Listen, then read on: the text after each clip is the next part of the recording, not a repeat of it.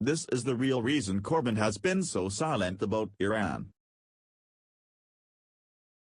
Protests in Iran about the regime's economic problems, political repression and appalling corruption are spreading. More than 20 people have been killed in the country by security forces in less than a week.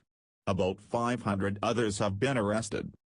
Given that Iran is a nuclear power which poses a serious threat to the world's stability as it tightens its fanatical grip on the Middle East, I have scoured all forms of media for a comment on this growing crisis from the man who likes being described as Britain's next Prime Minister, Jeremy Corbyn. I cannot find a word he has uttered about it. Why has Corbyn, the would-be statesman, been so silent? Because he supports Iran's authoritarian state. Indeed, you might say he is up to his neck in it.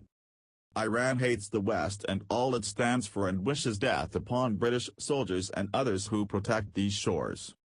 Despite its abysmal track record in human rights abuses, Corbyn has shamelessly supported its disgusting system for years. For example, in February 2014 he spoke at a seminar in London hosted by the Islamic Centre of England celebrating the 35th anniversary of the Islamic Revolution in Iran. He gave a speech simply titled "The Case for Iran." It was the true Jeremy Corbyn speaking that day, the scruffy backbench nobody who never expected to be Labour leader and would peddle his ridiculous student politics to anyone who would listen. It was not the man you see before you today, who has become so adept at switching masks to suit the occasion.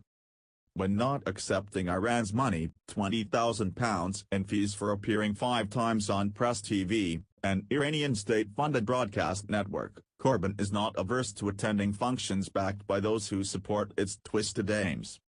Take his very public appearance in December 2016 at a book reading in London by an author called Hatem Bazin, a man who has never tried to conceal his hardline attitude towards Zionists. This event was held in conjunction with the Islamic Human Rights Commission, IHRC.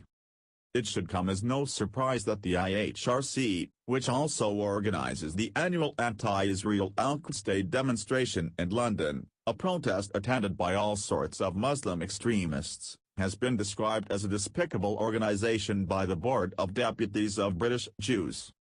Corbyn presents himself to the electorate as Gentle Jeremy, a nice 68-year-old man who does nothing but good. He wants to be seen as an unprejudiced and peace-loving individual fighting the good fight for the working class, the oppressed, and all minorities. And yet when you consider his support for Iran and all it stands for, his claims of tolerance evaporate. It is not remotely credible that he can on the one hand claim to be both pro-gay rights while accepting hard cash from a power which murders people for being gay.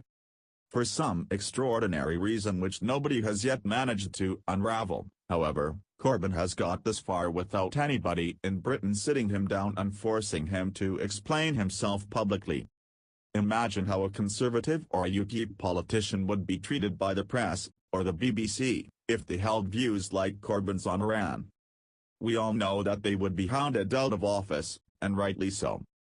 We cannot be content to have as leader of one of our major political parties a man who appears to support and associate with vile extremists. I would urge everybody to think about this very carefully, before we sleepwalk into a nightmare and it is too late.